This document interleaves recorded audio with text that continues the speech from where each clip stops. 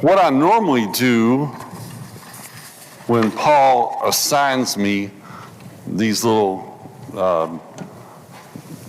events, usually what happens is I go and I look at the lesson prior, so that when I parachute in, and I'm just going to cover 3 chapters tonight, but when I parachute in and cover those 3 chapters, I at least know kind of the format, what you've talked about the time before and all that sort of stuff. That any reasonable person would do that.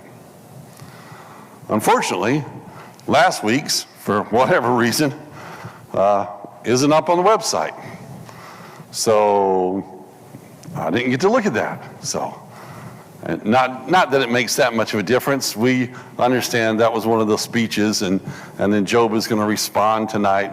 And I'm sure you've been talking about Job's suffering and the different speeches, Job's speeches, and then his friends' speeches.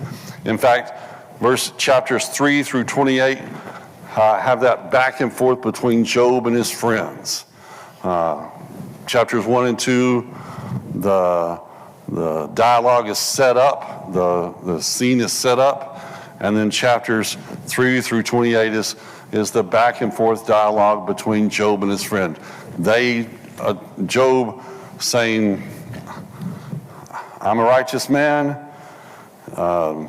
His friend saying, "No, you can't be righteous because you obviously did something wrong, and you had to do something wrong, and you're sinful and bad and evil and nasty." In chapter 29 here, we're going to cover Job's last message. Chapters 32 through 37, this Elihu guy comes in here, and he's going to say a bunch of stuff. He's going to come up with a whole new theory about why Job is suffering. And then as we end tonight, I'll just give you a preview. As we end tonight, Job's going to say, I think the Almighty should say something about it. And the Almighty is going to fill his request in chapters 38 through 42. So, just to give you a preview of things to come. In this particular chapter, this is really it's not really an arc, it's kind of a donut. When I was in radio broadcasting, we did this thing called a donut, and the music would start, and you would have words to say, and then the music would end. And that's 29 through 31 is kind of a donut. 29, he's going to say a bunch of good stuff. 30, it's going to be not so good. And then 31, it's going to go back to the good stuff. And Job is going to plead his case, if you will. So in this chapter is part of Job's continuing recourse to God, a reiteration of his first complaint.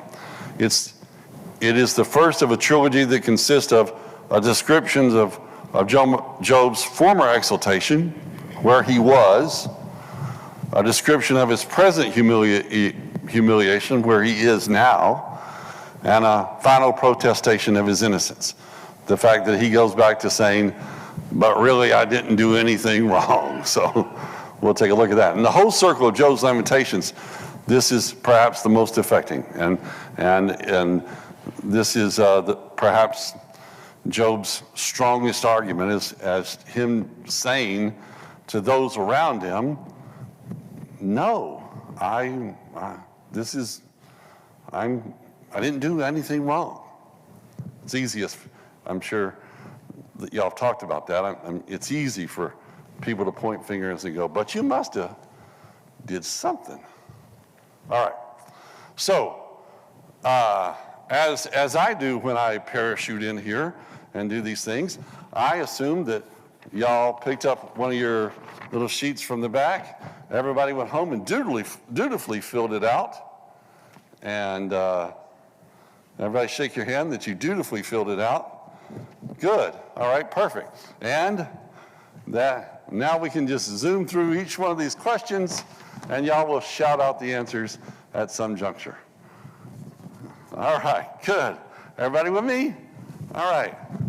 By the way, the people in Saginaw, they were wonderful. Anyway, no, I'm kidding. No, folks are folks. Anyway, all right. So what did Job miss in chapter 29, verse 4? What did Job miss?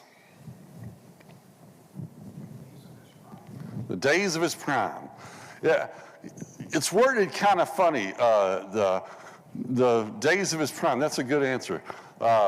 He says, the secret of God was upon my tabernacle, the King James Version says. Friendship of God was on my tent, the English Standard Version. And the friendly counsel of God was on my tent is the New King James Version. Put that in your own words as to what Job missed. His blessings, okay? He doesn't feel God's with him, all right? I kind of related this to, you remember when, I know y'all are going to forget this, but remember when we had COVID, you know, and you couldn't come to church? Man, I missed that. Didn't y'all? I mean, I did. And I loved it.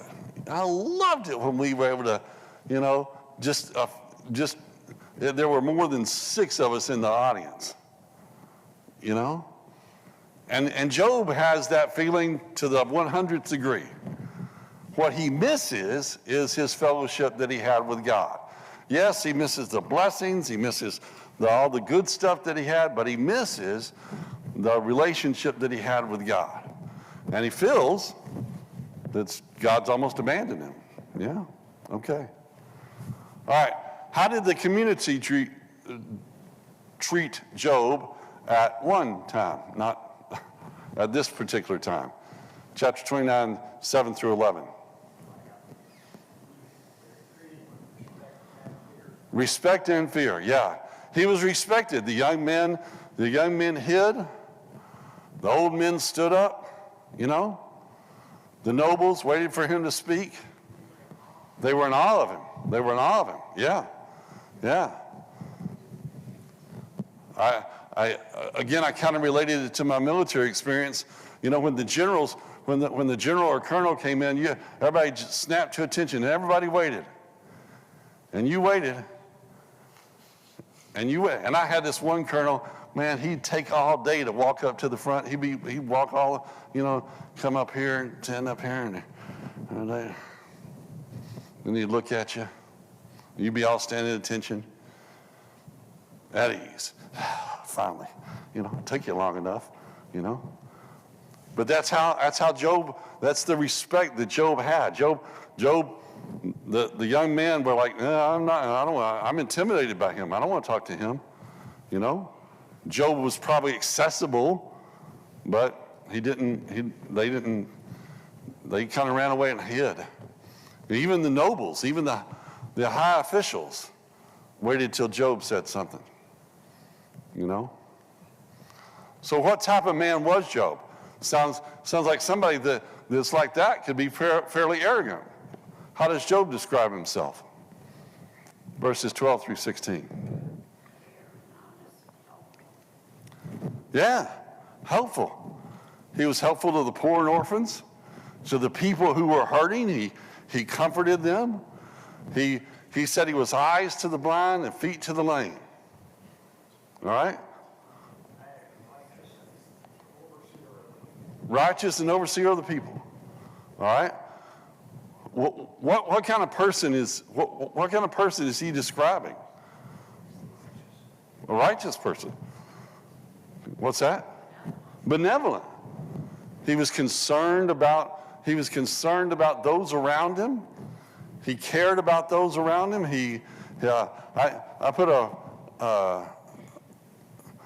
line from one of the old mysteries 1940s mysteries that I listened to, a friend of the friendless. You know, Job was the kind of guy, you know, the give you the shirt off his back kind of guy. You know, he was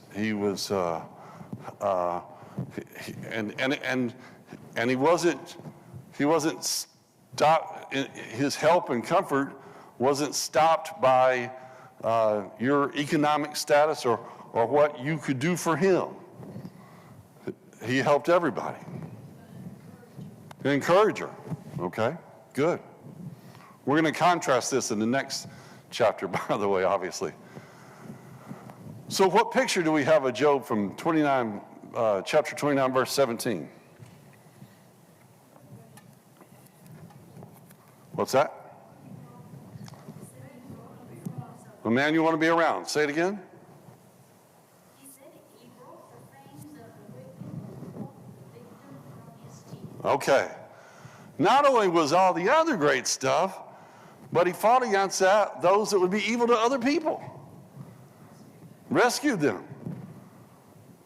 So if he was the kind of guy that you want to be around, you know. What's that old saying? All the girls liked him and all the guys wanted to be like him, you know. But it wasn't just because he was rich. It wasn't just because he had a bunch of money. It wasn't just because he had a bunch of stuff. He was benevolent. He cared about the people around him.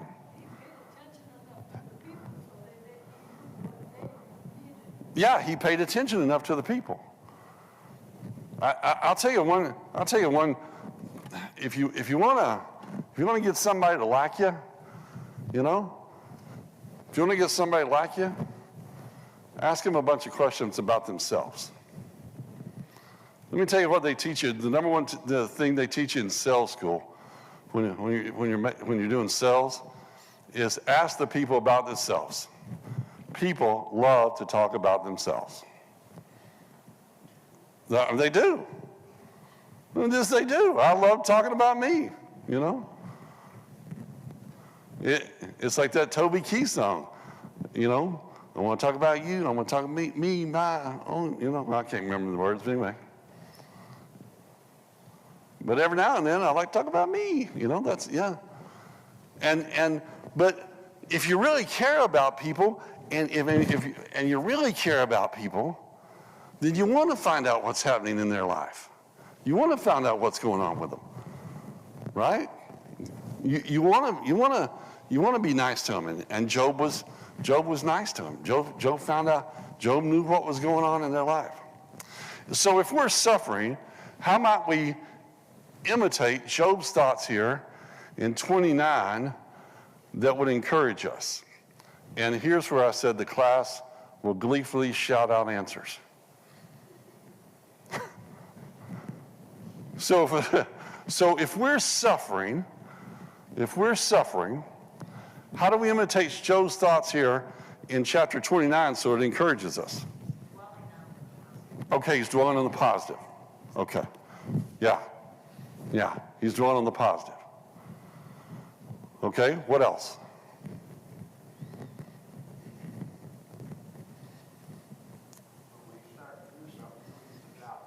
Okay, yeah, get the job done, okay? God has blessed us in the past, yes? Everybody shake your head, yeah, okay? If we go through some stuff, if we have times in our life when things don't go our way, are we right to just give up? Oh, that's it. It should make you stronger, right? Should make you stronger. Try to think of others more than yourself, right? Right? Try to think of others more than yourself. I had a vacation planned for a couple weeks from now because of some different events, and you know how when you get ready to go on vacation, I was ready to go.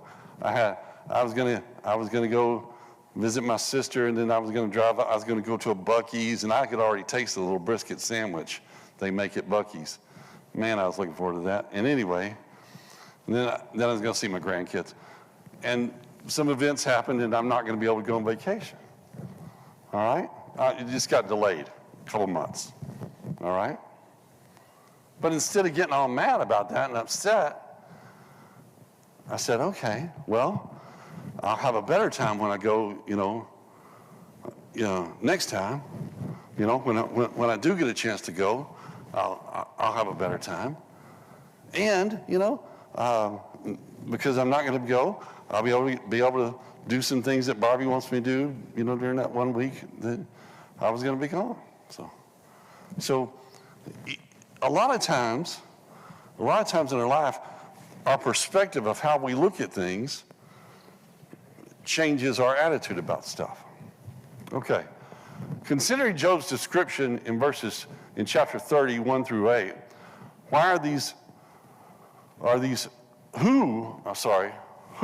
these so-called fathers? Now, people in chapter 30, there's a transition. And the transition is, do you know what the transition is, by the way? What's the first two words of verse 30? Or chapter 30. What's the verse? First? But now. So there's a transition. Okay? And that transition goes, but now. I had all this other stuff. This is how I was treated. But now, there's a switch. And there's some people that are going to mock him. And so considering Job's description, who are these so-called fathers? The ones what now? The dogs in the flock. Okay. All right. So in this chapter, Job's period of suffering and distress is contrasted with the glory and the honors of the days of his exaltation. And really, this chapter is probably the most pathetic of Job's poems of grief, and a fitting finish to all the earlier ones. There's a repetition here that you see in 30 and verse 1 and verse 9 and verse 16. But now, and now, and now. And Job effectively accents the themes in which Job contracts the bleak, turbulent present with a peaceful past. So, he says here, go back to 1 through 8, okay?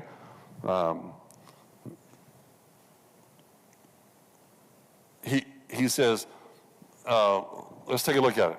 Chapter 30, verse 1. But now they are younger, and I have in me derision whose fathers I would have disdained to have sat with the dogs of my flock. Yea, whereto might the strength of their hands profit me, in whom old age was perished. For want and famine they were solitary, fleeing into the wilderness, in former time desolate and waste, who cut up mallows by the brushes and juniper roots for the meat. They were driven forth from among men. They cried after them as their thief, to dwell in the cliffs of the valley and caves of the earth and the rocks. Among the bushes they brayed, under the nettles they were gathered together. They were the children of fools, yea, children of base men. They were viler than the earth. So he's got a bunch of guys that are now going to mock him, right? Who before wouldn't even get near him. And he called them what? Dogs of what was it? What was it?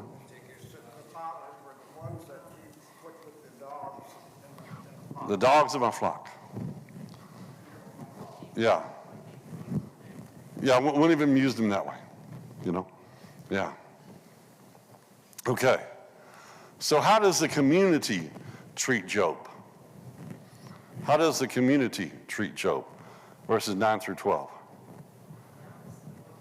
Yeah, the opposite. It's almost a mirror picture of the opposite. In fact, the tables are turned.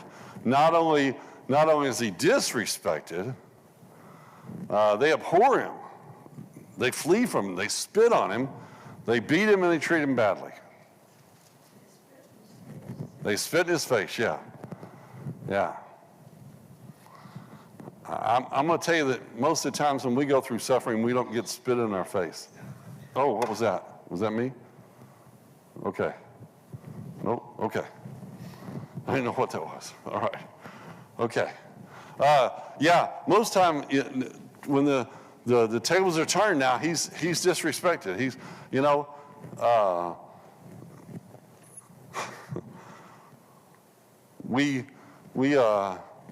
again, I'm going back to thinking about my military days. If you ever, we had this one fellow one time that we pulled a prank on, and the prank was he was going to this other unit, and I had actually helped him get transferred to the other unit, but but I was in charge, and so I had all my men together. I had about 90 men standing out there in formation. And I said, and I read off this little thing about how he was being transferred to this other unit, and they weren't worth anything, and they were, worth, not worth it, the slime on the side of the road, and if we ever see you again, we're not even going to talk to you. We're not even going to look at you. And we were all communicators, so we all had pens. And I said, sir, give me your pen. And he gave me his pen, and I threw it on the ground, and I stomped on it. And I said, platoon, about facing. We turned our back, and I said, sir, we turned our back on you. And we, and then he had to march woefully away, And it was a prank. It was okay, people. And 91 guys loved it, okay? And we explained it to him later. Anyway, this is the way that they treated Job. This is the way they treated Job. They turned their back on him. They turned their back on him and said, and they said, you're no longer one of us. You're no longer one of us. Does Job feel that evil is unrestrained? Chapter 30, verse 13.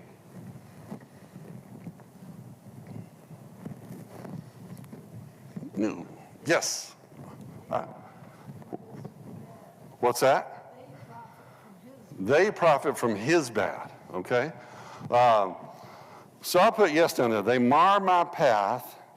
They set forward my calamity. They have no helper. I kind of feel like Job thinks that evil is unrestrained. Nothing's. What does unrestrained mean? What's that? Doing whatever they want. There's nobody out there to stop them, right?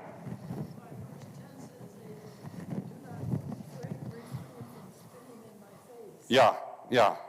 They treat him badly. They loose my cord and afflicted me. They have also let loose the bridle before me. They whip him. Upon my right hand rise the youth. They push away my feet, and they raise up against me in the ways of destruction. They block his path. They set forward my calamity. They have no helper. They have nothing stops them from doing anything they want to. There's no police to call. There's no judge. Nothing. Does Job feel like God is answering his prayers? Chapter 30, verse 19, 20. Cry out for help. I'm gone into the mire. I'm dust and ashes. How low do you have to feel if you think you're dust and ashes? That's pretty low. Thou dost not hear me. Right? I stand up and thou regardest me not. Have you ever felt that God doesn't answer your prayers? You don't have to answer. Have you ever felt that God doesn't hear your prayers? Okay? You're not alone. All right? Does that mean that God doesn't hear him? What does Job believe that God is doing to him? Chapter 30, verse 23.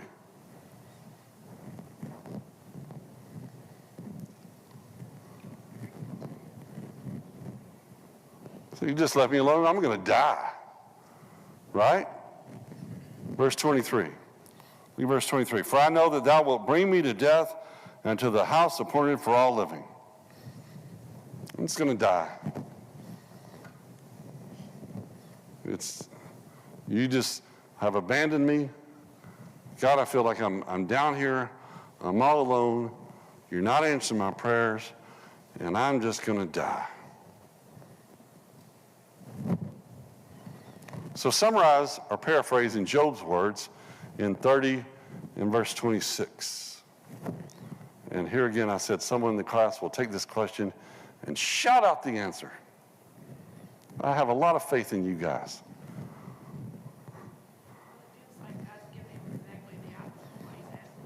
Okay, it feels like God's given him exactly the opposite of what he's asking for. All right? Has God ever given you the exact opposite of what you asked for? Yes. He has me. I don't know about the rest of you guys, but he has me. I really wanted to date Wendy Bowen when I was in high school, and I really wanted to date her. Apparently God said no, because I prayed about that a lot.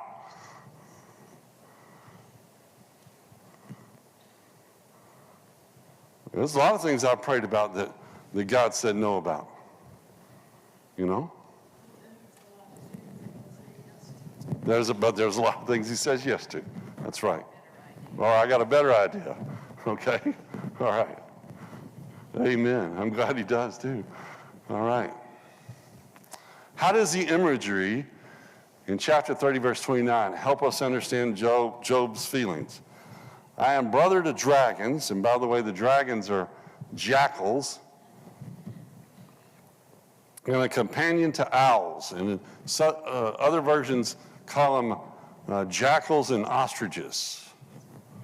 So how does the imagery in 30 and 29 help us understand Job's feelings? Dale, what do you think? Since I called you up and asked you this very question. Because he feels self-despised and that kind of, he believes people are just not going to come to him. Okay. That's the image that he gets. Yeah, these are things that tear meat from your bones. And he feels like he's lonely. There's no one out there to help him. He's all alone. He's all alone. There is nothing worse that you can do to humans except leave them alone. The worst thing you can do is leave them alone. Don't give any contact to him. Especially when he's so sick and hurting. Especially when he's sick and hurting, depressed, sad, feels like he's crawling to the rug, you know? Death would almost be an escape, yeah. And I'm telling you, the worst thing you can ever do to somebody, just leave them alone. Just, you know? The lonely, why do people, okay, I have no idea it's a statistic, but it's a lot. The people that commit suicide feel like what? They got nobody to turn to, right? They can't reach out. They're depressed. They're alone. You ever felt that lonely? That's a bad feeling. That's a bad feeling. You feel like you're the only one in the world. Just all by yourself. I got nobody to go to for help. The whole world is against me. That's why I was kind of wondering the way that he looked and the way he felt and stuff, that he wasn't much around people to be treating him like that. Well, right, but you know, no, you don't. You wouldn't put yourself to that, but you experienced that because you went through that at some point. At some point, he walked through town, and you know, because don't we always think to ourselves, okay, and I'll go talk to Bill. Bill will help me. I know Bill will help me. I know Bill will understand. You know, oh, I'll go talk to that guy. And of course, you got to pass through all these other people that look down upon you and spit on you and block your path. Then he gets over to Bill, and Bill shuts the door in his face. Mm-hmm. So, yes, sir. I keep looking back all the way to chapter 29. Okay. Where he's talking about how when he's younger, healthier, prosperous, he would do anything for anybody and everybody loved him. Yep. Now we get up to verse 30, chapter 30. Now he's not young, he's not prosperous, so he can't do anything for anyone else. He needs them and they're turning their back on him. Yep.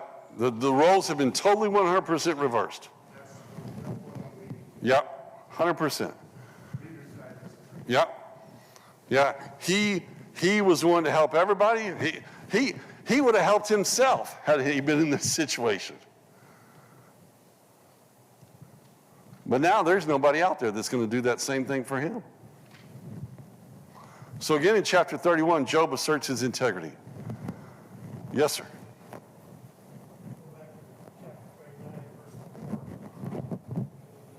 29 verse 4? Okay. Just as I was in my most productive time, all these good things happening, God intimately friendship, God's intimate friendship was experienced in my him. That sounds like if you had some kind of a close relationship with God. Yes. And he is all we do is he's fantastic. Where are you, God, basically? Right. Answer me, why is it all happening? Why do I don't deserve this? And one day an answer, and then you go into chapter 30, it just goes on again about being alone. I don't think of being so much alone from the people around him. I think he was really missing the fact that he was not being able to really feel like he was communicating with God. Yeah. He felt like God wasn't answering his prayer. Yeah, good point. It wasn't just the people that he felt like abandoned. He felt like God wasn't there. Yeah. Good. Okay. So 31, chapter 31. Chapter 31 is Job's last speech, our monologue, but not the last of his words. Based on 31:1, what type of man was Job? What type of man was Job? What's that? A man's man. Okay? I'm going to cover with mine eyes. Why then should I think about it? So now he's going to say, okay, I'm going to go back to defending myself about this righteousness charge, about this sin issue. Okay? And I'm suffering because of sin. All right? And Job's going to go back and say, okay, let's readdress this. Let's take a look at this again. All right? Based on 32, 2 through 3, what is the portion or heritage from God on the unjust or those who work iniquity?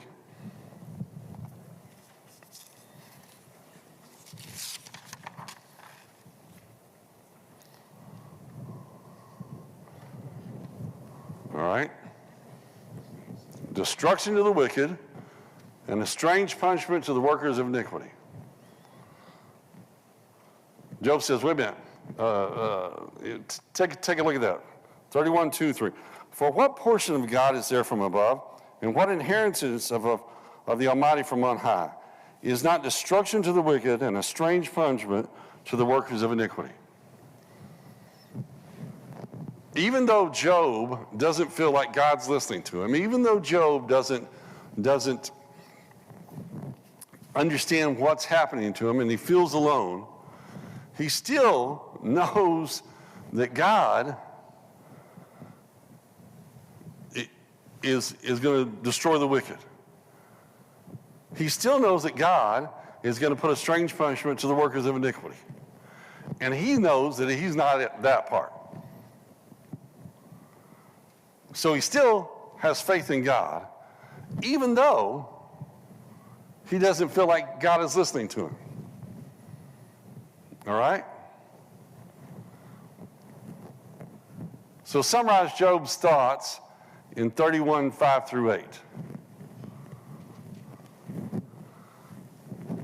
I have done nothing wrong.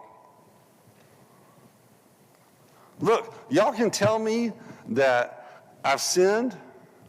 Y'all can tell me that I must have some secret sin going on or something. And that's what his accusers accused him of. Some falsehood, some covetousness. We're going to talk about it in a minute. Adultery or mistreatment of servants. No. No. Job says, no. I've done nothing wrong. I like the first, where it says, let him weigh me with accurate scale. Yeah, let him weigh me with accurate scales. Well, That's wrong? Okay, right. judge me accurately, Why does he say accurate scales? because he feels he's done nothing. Because he feels like if you weigh me on accurate scales, don't put your presuppositions on it. Don't put your little weights on it. Okay, but if you weigh me with accurate scales, I'm gonna come out all right. All right? How does Job feel about his slaves? Verse 13 through 15.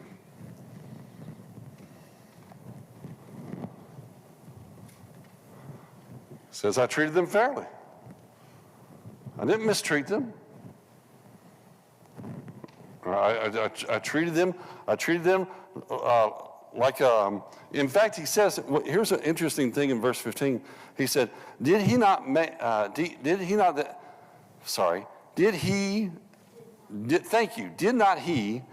there's a lot of short letters in there. Anyway, did not he that made me in the womb make him? Now, what's that?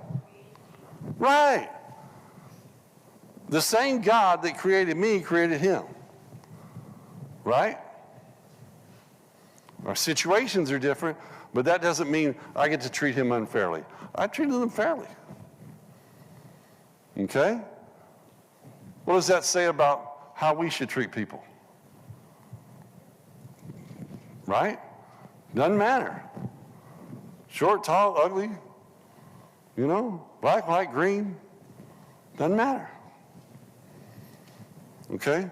How does Job feel about his material wealth?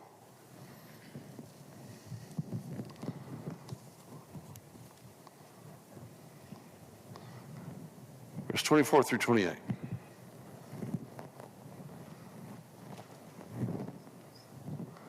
He says he kept his wealth in perspective. It did not rule him. It did not rule him. In fact, the cosmic bodies, he went outside and saw that the sun came up and the sun sets on the good and the evil alike. And he says I didn't fail to, how does he put it? If I made gold my hope, or I said to the fine gold, thou art my confidence. If I rejoiced because my wealth was great and because my hand had gotten much. If I beheld the sun when it shined, or the moon walking in brightness, and my heart had been secretly enticed, or my mouth had kissed my hand. This was also where iniquity be punished by the judge, for I should have denied that God is above. Job's saying, look, I understood. I didn't start trusting in my wealth. One of the problems with people, I do not want to win the lottery. I do not. Okay, I don't, because I have no idea. I'd probably do stupid things with it. I'd say I'd do a bunch of good stuff. Oh, these people, I'll give 10% to church. No, you wouldn't. You go do a bunch of dumb stuff. I do a bunch of dumb stuff now with my money, so I'll probably do it with a bunch of money, Right. And Job says, no, I didn't put my wealth up so much that I started trusting in my wealth. Now, we don't know anybody that I can name that puts their trust in their wealth, right? Okay? There's nobody. Bill Gates, Elon Musk, Britney Spears, Taylor Swift, whatever. Okay? I can name 50,000 celebrities that put all their trust in their wealth. Okay? Or their good looks. Okay? And Job says, no, I didn't do any of that. I didn't walk out and say, oh, the sun is shining and I'm good today. So smart. He didn't let it ruin. And I have to say, that's tough.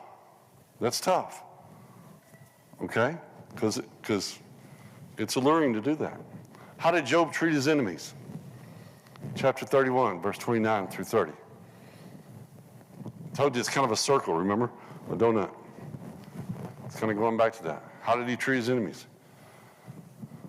He said, I didn't rejoice when they, I didn't rejoice when something bad happened to them, and I didn't wish evil on them. They treated me badly, but okay. I didn't rejoice and yeah, you got yours. I didn't do any of that. And I didn't wish evil upon them. Okay? Give Job's wish in chapter 31, verse 35.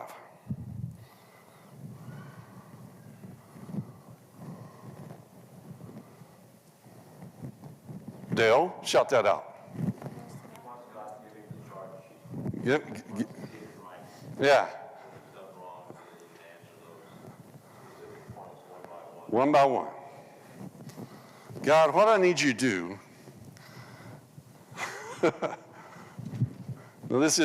Now, later on, I'll just give you a preview. God's going to correct Job on this.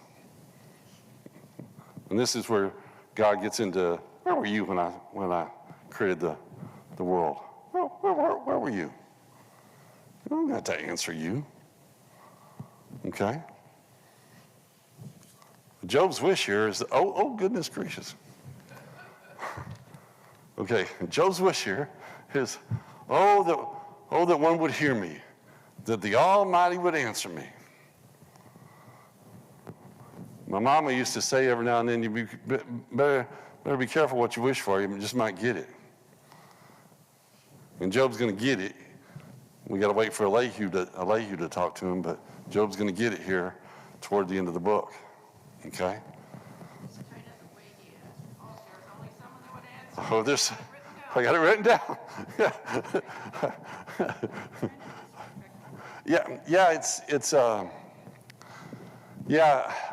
I'm having, I think,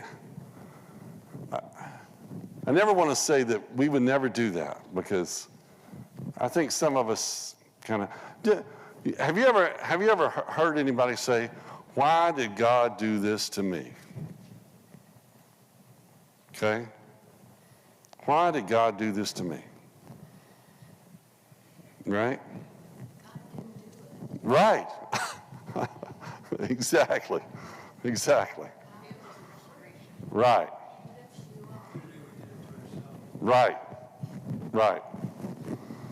But people say that all the time. Why did God do it? And I get the impression that, and I think about this particular verse here because, there's a verse and I didn't write it down. It's a terrible thing to fall into the hands of the living God. And let me tell you what I don't want to do in front of God. I don't want to stand before God and go, hey, God, just give you a list of all the bad things I did wrong. No, I don't want that list. Okay? I don't want that list. All right? And Job here, I don't think Job realizes what he's actually asking for. In fact, when he gets over there, I'm going to give it away. Y'all know. God's going to answer him. No. God's not going to answer him the way that Job thinks he's going to answer. Okay? He's not. In fact, he does it very differently. And Job still repents and confesses. Or still repents. All right. Yes, ma'am. Maybe I'm being picky. You are. Verse 31, what kind of man was Job? Yeah. And we got a man's answer. Okay. Man's man. Okay. He was a chaste man. He made arguing with his eyes, and he wasn't going to look at a woman unless Very, very true. Yeah, absolutely. Yeah. He made a covenant with his eyes. You're absolutely right. He was moral. A highly moral man. Yeah. Exactly. Which is a man's man. Yeah, it's well. I don't know. Depends on who. A proper man.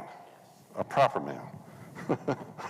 No, oh, let me rephrase that. Not the way the world defines man, but the way God defines man. Okay, good. Any other thoughts or questions before we end this evening? Okay. Next week, you'll cover Job 32 through 37, Elihu's speeches. And then the week following, 36 through 42, God's speech and Job's response. All right? Does Paul usually say a prayer at the end? Does he? Okay. Heavenly Father, once again we come to you thanking you, Father, for thanking you for your word. Thanking you for the avenue of being able to come to you, Father, and just thanking you for being able to talk with like-minded folks about your word. Help us to live closer today than we did yesterday as we strive to serve you more and more. We thank you for all you do, and we pray in Jesus' name. Amen.